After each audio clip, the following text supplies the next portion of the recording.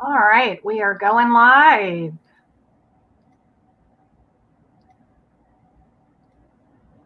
Awesome. Okay, I think we are live. I am Suzanne Ratti with Ideas 360. This is Ideas 360 Live, and today I'm with Kait LeDonne of LeDonne Brands. Welcome, Kait. Thank you. Thanks for having me. It's good to see you. So I've been doing these interviews with entrepreneurs, learning a lot about all sorts of different industries. And I'm excited today. You and I go back a few years. Back to my days in sales when I really had no idea what I was doing. So it's an exciting discussion. For those who don't know you, why don't you give us a quick overview of what you do and why you do it? Thanks. So I started LeDonne Brands about 5 years ago, and in its first iteration, we helped startup companies in really new and emerging markets brand themselves. And over time, what we realized is we were quickly getting traction for these companies on social media because we elevated and put a lot of emphasis on the founders' brands. And when we started doing that, a lot of other companies took note and said, hey, we need to do that. You know, we see the value of our company rising. We are hiring folks, and we know that to promote leadership shows the quality of people we have in the organization. So now we exclusively work with serial entrepreneurs and authors to build their thought leadership on social media for many different reasons. A lot of them are writing the book. I know a lot of us think, okay, I'm going to get to that point, I'm going to write the book, and we help them prime audiences for that, get them on stage to speak and grow their business. And you've done a fantastic job with that. I mean, you have become an influencer on LinkedIn, on branding. How did you get started on that journey? What was your impetus?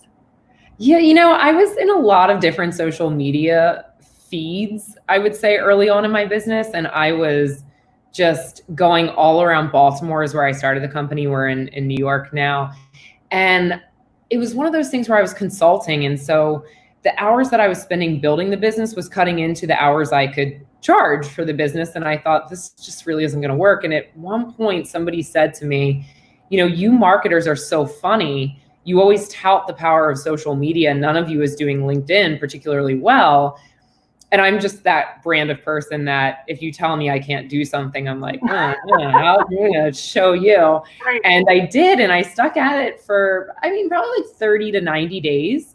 And I landed our first international client. And then just like the wheels came off and the inbox was flooded and the business very quickly grew. And I just realized how LinkedIn was it was a game changer. I checked the stats this morning because I'm such a LinkedIn fangirl. We're talking a platform that has 675 million monthly users, right, which, just to set the stage for everybody, that's like twice as much as Twitter right now. They're sitting at 330. This is a platform that's seen 18% growth since 14% growth, I think, actually, since 2018. 4 out of 5 individuals are decision makers on the platform. So it was like you could do the same or even less amount of effort on that platform than I was doing on something like Twitter or Facebook. And the ROI was just out of control because it was larger clients, larger budgets, and there just weren't a lot of people, and still to this day, creating really good, valuable content on the platform. So it's kind of like this all-out land grab on LinkedIn. Yeah, and I think that most of the clients that I work with, when I say, well, what are you doing on LinkedIn? They go, we don't really get much out of LinkedIn. Like, don't you hear that a lot? Yeah, all the time. And really, it's just a factor of their comfort level or learning how to use it. And I know that you have programs that teach people how to use it. There's all sorts of programs out there that can teach you how to use LinkedIn, but I'll give you a little kudos as I went through your workshop. And learning the basics of LinkedIn is fine, but learning like some of the things that you teach about how to really nurture and expand your sphere of influence and how to engage with folks on LinkedIn. I think that's critical, and it's a wise investment, no doubt. Thank you. I think a lot of people just have this experience with LinkedIn. I certainly did, where you enter the job market, you get your first job with LinkedIn, or you have to be on there because you think a hiring manager, when you're interviewing for your first job, is going to look at it. And then you update it when you get a new position or title, and then you just kind of leave it dusty. And then you're in a role where you either start a company or you're in sales, and you still have this context of LinkedIn as the hiring and the recruiter's tool, and not like the sales engine that it is. And many people, because that was their first experience of LinkedIn, their branding and their positioning is very attached to, I have to promote myself versus I have to develop and help an audience here. Right. And that's, I think, the pivotal shift you see people making on that platform. But by the very nature of how we first got introduced to it, it doesn't really set you up to win in those sense of it was the thing we did to get a job. Yeah. But now those same principles are not going to be the thing to get you the clients, to get you the team if you're growing and scaling a business. So very, very different mindset about it. And thank you. Having you go through the program was phenomenal. Yeah, absolutely. So we're talking about branding and entrepreneurship today. And I think, one of the big mistakes that I see is people confuse branding and self-promotion. They think that personal branding is self-promotion, which I believe is a common misconception. And, if I go through a LinkedIn post or a Facebook, more LinkedIn than Facebook, I often see people doing this personal branding thing that is just basically self-promotion. Talk to us about your take on that. It's so interesting. I'm consistently humbled by our clients, talking about people who are running businesses that we're all familiar with. These are household names like Fortune 500 companies and nonprofits and community leaders. And you know the business and you don't know the name because these folks are behind the scenes growing and scaling a team and a business to just superior levels. And when we work with them by way of publishers or publicists or whoever sends them to us, it's so endearing because they're always the smartest person in the room. And they always have the smallest following on social media. And they say, well, I don't want to be super self-promotional, right? It goes against everything that I've spent a career doing. Yeah. And it's that coaching of, no. People who promote themselves don't actually do really well. They might be popular. They're certainly not profitable or super impactful beyond kind of this vapid surface level, like touch that they have with people. The best personal brands in the world, they're teaching and they're solving. And so let's get you to start thinking about providing lessons at scale and solving problems at scale, which you have done your entire life. And there's just ways we have to frame it. But time and time again, especially now, you're right. There's I feel like LinkedIn is on the laggard curve sometimes of the social media bell curve. And so it's like you see these trends that moved through spaces like Facebook and Instagram now hitting LinkedIn. And one of those is I'm going to put a picture of myself and just maybe a light like quote or something. And don't get me wrong, every now and again, definitely like show people who you are. But these extremely polished, it's all about me things. We even saw that with the Instagram bubble of influencers, people that would have 1 million followers and couldn't even sell a single t-shirt. I mean, what's really the point? And especially on LinkedIn with a crowd who like 51% are going through higher levels of education, that vapid kind of content that's not actually really solving or getting underneath of somebody's problems, it's just not going to work. And so for those of you who are really shy and think, oh, I'm an introvert and to be loud and about myself is not really my style, I've got good news for you. You've actually got probably a better mindset than those extroverts of us who are like, I'm here, I'm going to do it. Let's do it. Right. I've got to walk myself back a lot. Yeah. I mean, I have had clients, and I know you've seen this too, that they'll invest $5,000 or $10,000 in a branding photo shoot.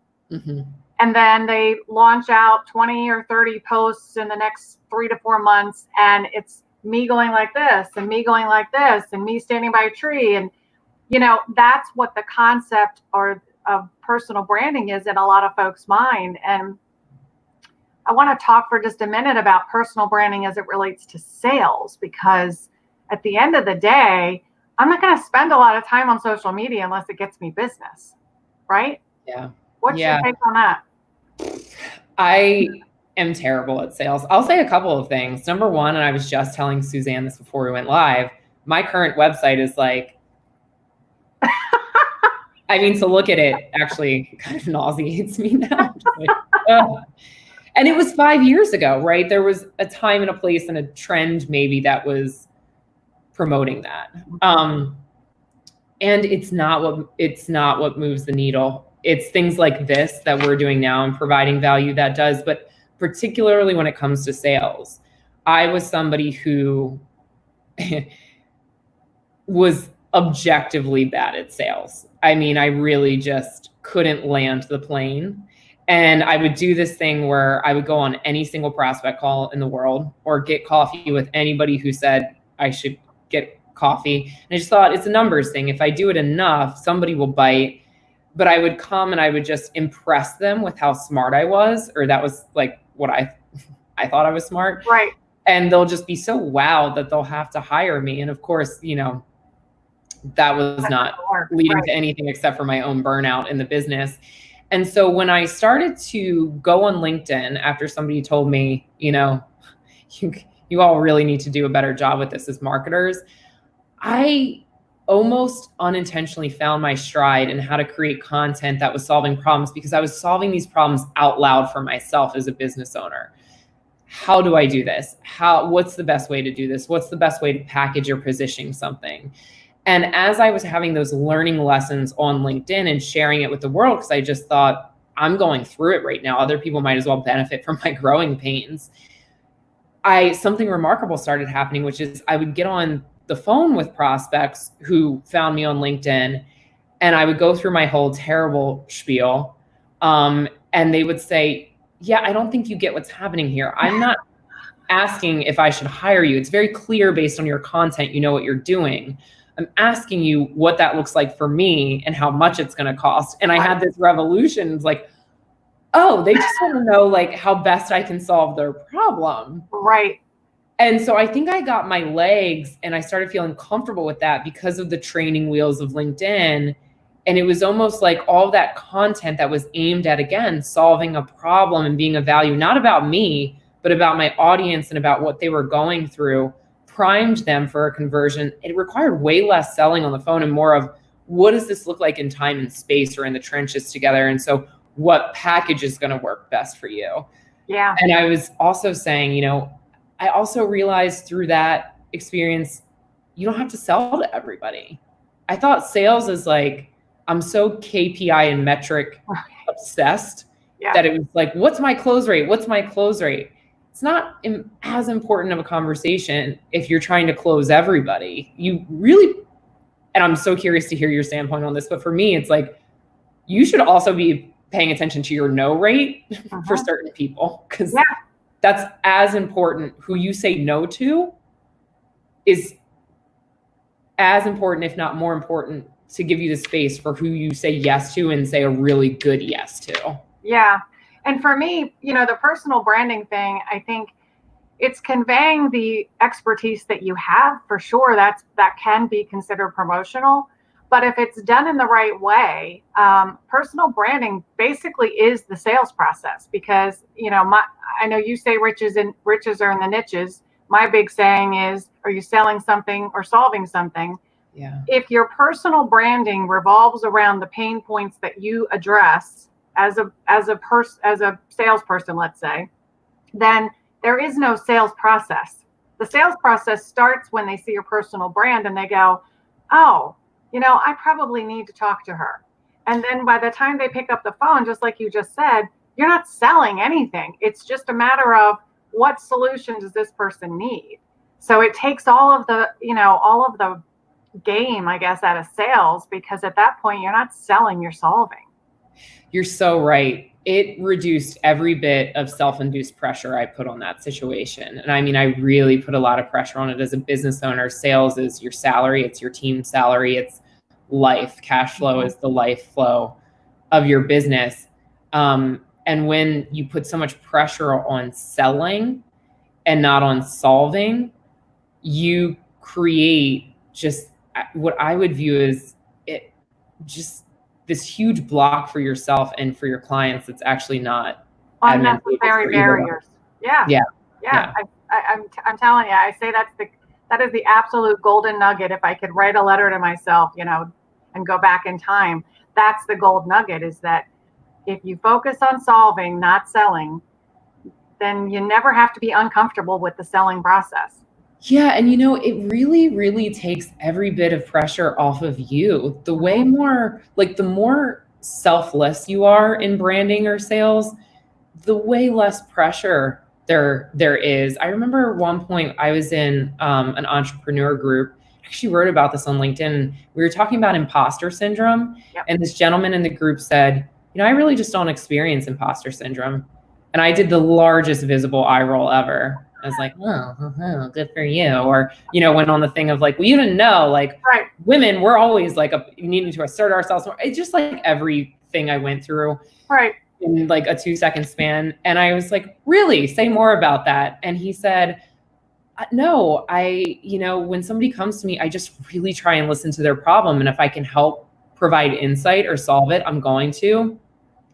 And if I can, I can't. And I had to like actually apologize and say, I really thought that was the smuggest thing I've ever heard until I heard you explain it. And it was like this aha for me of like, the more selfless you are, the less you experience imposter syndrome, because imposter syndrome inherently is selfish. Yeah. Just like making it all about you in sales or all about you in branding is selfish. And you're unknowingly putting so much pressure on yourself. Yep. And you just want to be out here with people and helping them. Everything flows way better when that's the stance you take in a brand or in a sales process. And authenticity is the big word of the day. And that leads into the same exact discussion. Because, yes, just like you said, if I'm meeting with a client and I realize, I can't help this guy. I am, number one, I'm so much more effective when I just honestly and authentically say, I'm not going to be able to help you with this, but I know somebody who can, or I'll find somebody who can. That I'm a resource. Yep. But yeah, that's the whole, back to the beginning, the whole saying no to make more room for saying yes. Working with the right clients is always the key to the kingdom, so to speak. It's life-changing too. It'll change everything for your business. There are clients when I said yes, when I, in the past should have said no, and vice versa. And you really want to be honest with yourself and with them about here's what we're good at and here's what we do and here's how we can help you. And anything else, that's fine too. We'll help you find somebody who can. Yeah. Yeah. So your entrepreneurial path, I'd love to hear what that looks like, because obviously, I know you personally for the last 10 years or whatever it's been.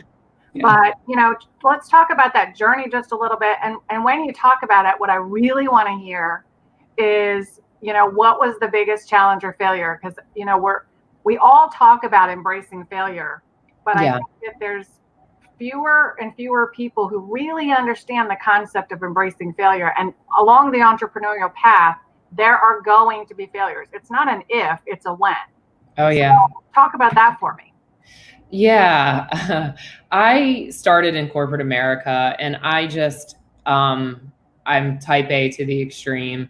And I was just one of these people who I just got bored, and I felt like there's a lot more I could be doing, or this wasn't fully in alignment with, what I found fulfilling or rewarding. And so I would go home and blog and create fake businesses. Oh, thanks, Andrew. And create fake businesses just to brand them. And I decided, if I'm going to spend all my free time building brands, I might as well go all in on myself. And, I could tell the story about how my then company enticed me to stay, or tried to entice me to stay, and offered me, great amounts of money at a pretty young age. I was 26 when I started the business. But I'll actually share, I think, more of a relevant and recent learning experience, which is in the 3 years up until a point that I was running the business. And when you're a consultant, you say yes to a lot of different things, and you get your feet wet and you see what's sticking and what isn't sticking and what's working for you. I was at such a point of burnout. It was the same time when I probably started to get on LinkedIn, and I just thought, ironically, I left to create a business so I would enjoy more creativity and freedom. And I feel like I've built a prison that is now confining myself. It's the E-myth, right? Yes, 100% E-Myth. Like Yes. I just wanted to be the free-spirited technician, and all of a sudden being the manager and being the visionary and everything was required of me too. And for so long, I thought I was going to build one of these internet businesses. And don't get me wrong, I have an online course, Suzanne was speaking about it earlier. And I was just going to do that. I was going to sell online courses and, go to Fiji for 3 weeks or whatever it is you convince yourself you're going to do. And when you listen to internet marketers, and I think the aha was only very recently. I mean, in the last 2 years, because I've had the business for 5, when the thing that was missing for me was team and hiring people who were smarter than me. This goes back to don't make it about you. When you were building an online course or you want to do the internet marketer version of success, which the statistics on that, folks, like check them out, how many people that's actually a reality for. You think I have to be the smartest person. I have to do this. It's my brand that I'm building here. And as obvious as it is to everybody but the paradigm I was living in, when I hired a team and really empowered them and understood that my role then became setting the vision for the company and providing them with whatever resources and support they needed to get the job done, it's when my life changed. And again, I became selfless in building a team. And so I think to really tie it back to, and I didn't even mean to when I started, how much personal branding and some of the not great information or images about personal branding are painted for people, make it all about you and how you can build a lifestyle business. Like a lifestyle business was such a term, I think a couple years ago, that thank God I hope has seen its day, because I just think it paints up this very, very false perception of what a business is. It always is going to occur in a version of team, and whether that's being in partnership with your clients or building out a team. For me, that support and that team and that community is really what I was missing. And having that in a few different iterations. And I mean, it really was like I was at burnout with myself, with profitability with the business. And I got to this revelation where I realized I'd rather make 1% on 100 people's efforts than 100% on one person's effort. And I think that became really relevant when COVID hit and people would ask me, what happens if you're sick? You're in New York. And to be able to say, all good, we've got a team all across the country and the world. It's not even going to go down for like a second. I think that's when it really, like, the pinnacle of, oh wow, I now really, really see where that kind of blind spot was for me. But I think again, it was totally perpetuated by the idea of it had to be me, and it was self-promotional. And we've all, when you start out on the entrepreneurial path, everybody tells you to read the book, The E-Myth. That's the book. And you read it and you go, oh yeah, okay, got it. But it seems like all of us make the same mistake of not hiring people because, we're trying to maintain that sustainability of how much can I pay myself? How much do I need to run the business? And I was interviewing Wanda Smith recently, and she's, very successful in her own right. And she said to me that I said, what's the first thing you did when you left? And she said, oh, I hired 2 people. And I said, you hired 2 people? That was the first thing you did? She said, look, I'm good at sales. I'm good at knowing what I do, selling what I do. She's like, I didn't have time to, do my marketing or do my accounting. I needed people to do that stuff. And that was an aha moment for me too, because I was like, that's the biggest mistake I think every single entrepreneur makes, is not hiring the people to support you so you can do what you do best. And that's going to change time and time again. And your problems or challenges get bigger and bigger, bigger and bigger and bigger. But when you have a community working at those problems, it's so much better than different perspectives, different talents. Yeah, absolutely. Absolutely. Yeah. What about mentorship? In the entrepreneurial process, we always have the opportunity to mentor others through groups and through employees. What's that journey look like for you, and what kind of roles it played in your life? Oh, I think everything. So much of, they say when people, this is maybe a bit of armchair research, so I'll probably, Suzanne will have to fact check this after the cast. But I think that a lot of successful people, one of the things that people don't pay enough attention to is proximity to a mentor or a hero. Mm-hmm. And so as a female, and as somebody who was the only entrepreneur in her family, having very close proximity to other women who had built and scaled multi-million-dollar corporations just wasn't something that was in my sphere. And when you can't see a hero that looks like you doing that, you feel like it's not possible for you. Good for those people, but I don't look like them, or I didn't have the resources, or I didn't have their, education.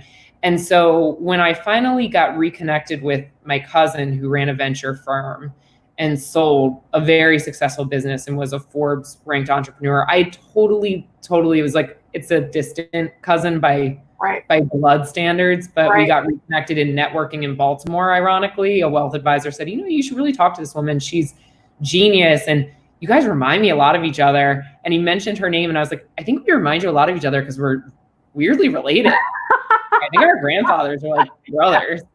And so he's like, oh, no way. I got to link you guys back up. And I ended up branding a lot of her companies. She has cannabis businesses now. And that was a game changer to me to, again, be in proximity to somebody who had gone forth and done it. And the other path of that, going back to community, is I had joined the Entrepreneurial Organizations Accelerator Program. And for those of you who aren't familiar with the EO network and EO, or any peer community like that, Vistage, EO, I think that it's mandatory for entrepreneurs, because what those groups do really well is having you in a room with other business owners to talk about like the 5% of things that you don't even want to tell your spouse. And I think every entrepreneur has this moment of, what if I'm just not good enough to do this? Yeah. And it's such a personal endeavor. Like, I'm so sick of, this phrase, it's not personal, it's business. And I'm like, yeah, right. Tell that to an entrepreneur. Like, everything's personal. It's not business. It's all personal. Having access to people where you could just say, really, like, I was at this for 5 years and I thought I was impervious to X, Y, and Z. And with one comment from a client, I just felt like that little 26-year-old girl again, who is like proving herself, to have the space to authentically say that and have a room full of people be like, yeah, man, been there. Right. And people where you're like, you're running a big organization, you feel that way too. It brings you back to the humanity of entrepreneurship. So if you're not in an entrepreneur peer support group or have access to mentorship, I would say it's the one thing that has helped me maintain sanity. And, I'm very upfront too. Therapy is my jam.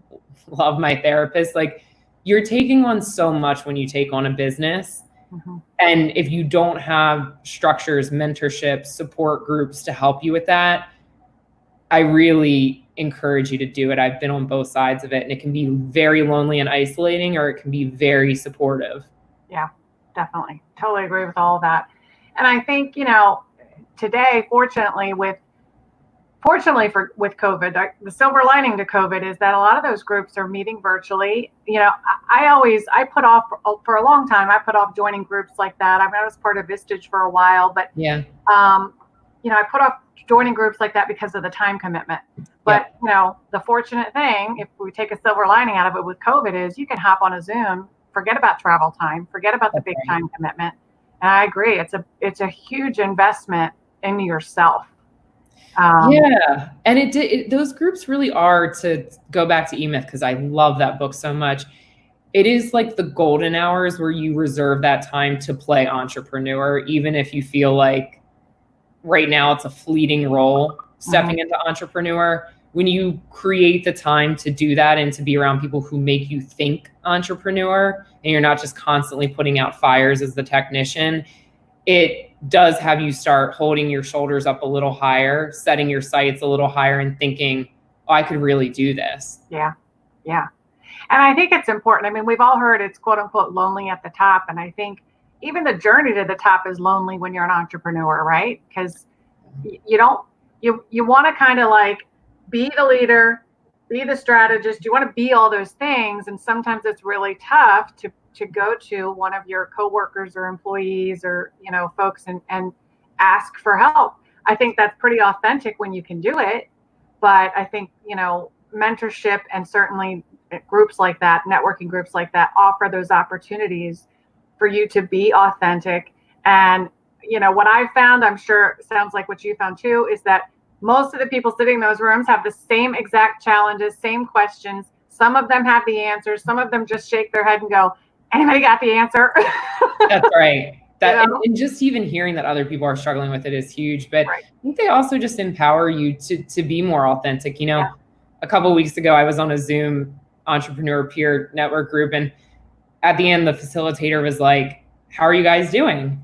And I broke down and I was like, the business is growing. I haven't seen my family at that point in 4 months because I was isolated up here. Yeah, I'm really going through it. I mean, I was like bawling in front of business owners I respect so much. And all of them were like, man, I hear you. And so I met with my team and they asked me how I was doing. And I was honest with them. Like, I'm not doing well at this point. I haven't seen my family in 7 to 8 months. I don't know when I'm going to see them. Now they're in hot spots and you just realize how it's all, again, human. And to be a good leader is also to know when you need to be strong for everybody and know when you need to let other people be strong for you. Absolutely. Absolutely. All right. So we might have already covered this, but if you were to write a letter to your future self, so, go back to the 20-year-old Kait, what would be in that letter?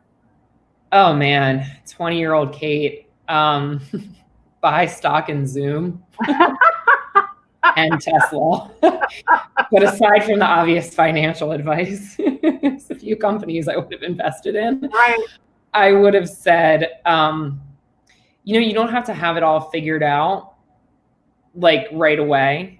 There was so much pressure on myself, even at 26, that I thought I started the business too late, which is laughable.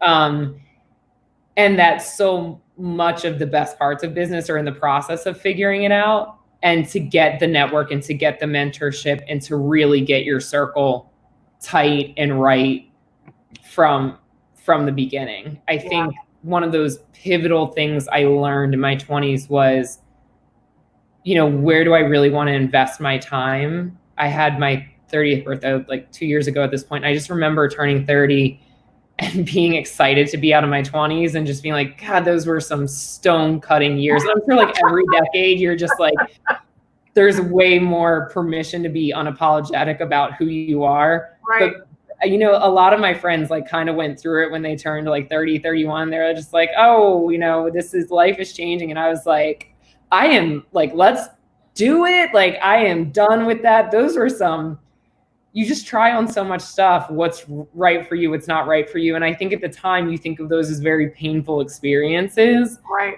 When really it's just you're chipping away at everything that isn't a good fit for you and realizing it's not quitting, it's not losing. You're just focusing on the things that are actually really fulfilling, but having a nice, tight support group and people who lift you up and who you find to be inspirational will help that process be way smoother than if left on their own to do it. I would tend to agree with you on that. And I would probably say the other thing is understanding the value of outsourcing.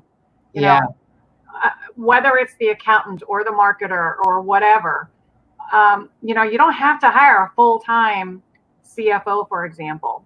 Yeah. But you need somebody who truly understands your business, can give you financial guidance as it relates to your business. And if you think you're going to run your business without that input and wing it, you could extend the growing pains for 5 years or whatever it is. Like, it's so much easier in our work environment to outsource And then, there may come a time when you need to bring somebody on full time for that. But many people don't even outsource. They go, I'll handle my own books for now, or I'll handle my own marketing for now. And I think that's one of the biggest wise investments I've made in my business is outsourcing. Oh yeah. And I think again, like everything. So I outsourced the things I was terrible at right from the beginning. Yep. Like the bookkeeper, numbers, laughable to me. Right. I really envy people who have a numbers mind. I think, wow, how is that? And a lot of people would say the opposite. You have such a way with words. I just wish my mind worked like that. Grass is always greener. But I got an outsourced CFO and a really great accountant. And what happened was when I did that, not only then did numbers become interesting to me because I knew what I was looking at and I didn't have to do all the legwork or something I didn't enjoy of getting the end product of those numbers or even knowing if that was the right numbers to look at. Then it became like a game. Like, okay, so right, like, how do I make these higher or lower using the things I'm really good at, sales and marketing? Yeah. Then you get to a point in the business, again, that E-myth, where you're like, okay, I've outsourced what I'm not good at. Now let's talk about outsourcing what I'm good at, but it's not the highest and best use of my time. And that one is even harder because you're good at it. Yeah. You're really good at it. But you have to ask yourself, like, in everything that the business demands of me, is my ego owning this activity because I'm good at it? And like, get over yourself. So I started to outsource some of my marketing. I'm a marketer. My whole brand is marketing and branding. And somebody had emailed me shortly after I outsourced it to my team and said, you've always been really good on LinkedIn, but lately you're great. And I was just like, I love to hear it. My ego probably wanted somebody to be like, only you can do it. But no, but it was like actually the best. It was the best thing I ever decided to do. And when somebody said you were good, now you're great, again, it was just underscoring like what's possible with community. Yeah. Definitely. All right, Kait. Well, it's been great talking with you. Great catching up. Great to hear about your experience with entrepreneurship and branding. I know you're my go-to when I have clients who are looking to do the whole personal branding thing. And obviously, as I said, I've gotten a lot of guidance and information from all of the stuff that you do and the workshops and whatnot that you provide. What is the best way for folks to get a hold of you once this is all over? I'm going to say LinkedIn.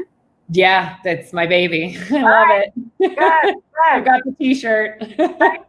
Thanks so much for joining me today. And we'll do a replay of this on LinkedIn. So everybody who wasn't able to join us today can grab us there if you want to see the replay.